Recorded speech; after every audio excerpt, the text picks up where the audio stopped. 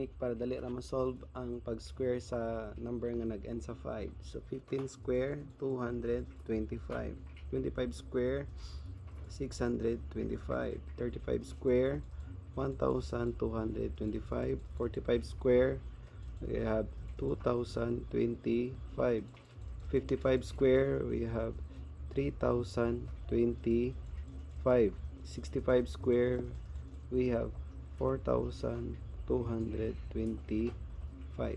So, yun sa man siya pagkuha. So, ang sekreto ani niya is ang 2 tanaw na nimo ang first digit. So, pila man ang unsay sunod nga number sa 2? 3, di ba? So, 2 times 3 6. Sumpay ra din sa 5 square which is 25.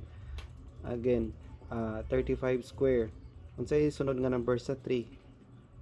4. So 3 times 4 we have 12. So the answer is 1225. Another example,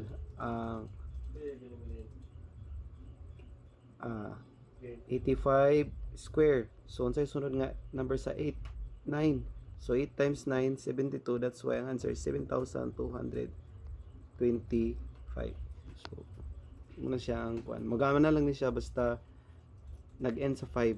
Actually, pwede po nila mo siya gamiton para sa 3 digits. Pero sa next na po nga video.